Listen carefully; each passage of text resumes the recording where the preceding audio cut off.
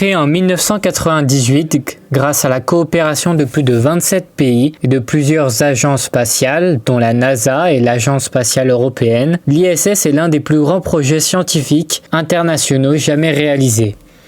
On peut donc se demander en quoi la Station spatiale internationale représente un succès majeur de la coopération scientifique et de l'innovation technologique.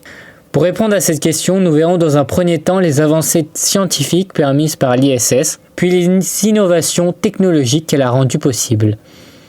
L'ISS est avant tout un immense laboratoire scientifique qui permet de réaliser des expériences en apesanteur. L'impesanteur est la sensation d'absence de poids ressentie par les astronautes. Elle est due au fait que la station est en chute libre permanente autour de la Terre. Dans cet environnement particulier, les scientifiques peuvent étudier comment le corps humain réagit à long terme. Par exemple, l'impesanteur provoque une diminution de la densité des os et une perte de masse musculaire.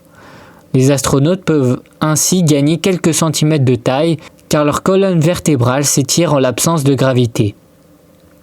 De plus, ils sont davantage exposés au rayonnement solaire et cosmique car l'atmosphère terrestre ne les protège plus comme sur Terre, ce qui peut provoquer des dommages à l'ADN.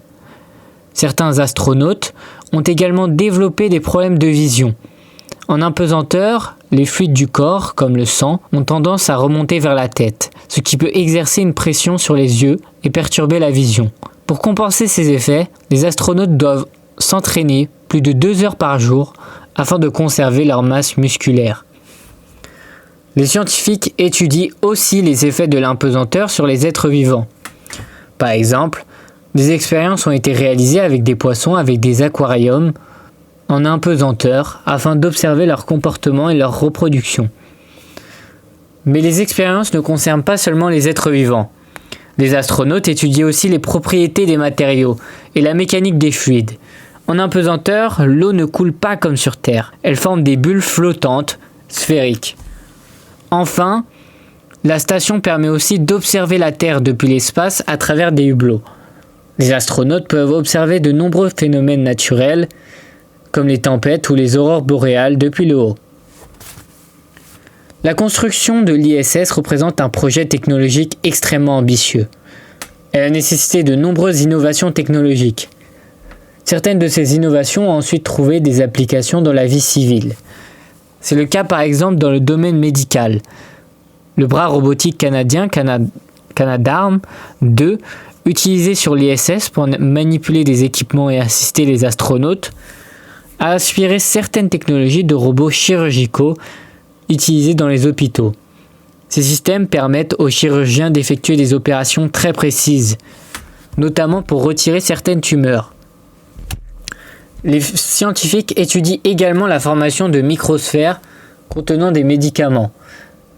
Ces petites capsules peuvent être injectées directement dans certaines tumeurs afin de libérer le traitement de manière ciblée, contrairement à la chimiothérapie.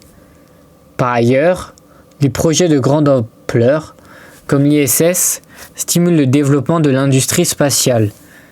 Ils ont notamment favorisé l'arrivée d'acteurs privés dans le secteur spatial.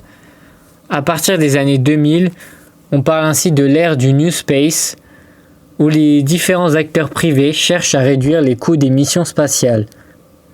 L'entreprise américaine SpaceX joue un rôle important dans l'approvisionnement de l'ISS. Grâce à sa fusée réutilisable Falcon 9, elle a réussi à réduire fortement le coût du transport spatial. Enfin, la coopération scientifique et technologique autour de l'ISS constitue une étape importante pour les futures explorations spatiales. Elle sert de test pour préparer des missions plus lointaines, notamment vers la planète Mars.